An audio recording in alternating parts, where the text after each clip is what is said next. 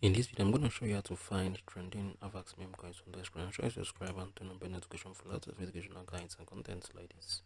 Now, at first, if you logged into your tab, right, from this fire streak, you're going to click the tab with the fire streak. Once you have clicked on it, you'll be displayed with an option to choose either 5 minutes, 1 hour, 6 hours, 24 hours.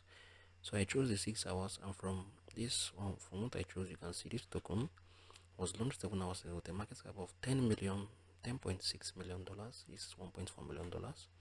So my bro, $550,000 market cap, and that is how it goes on, right? So this is basically how you can find trending meme coins on the Avax blockchain right here on Dexscreener. If you found this video helpful, please share to us below in the comment section. I'm gonna like to see you guys in the next. No, I'll see you guys in the very next one.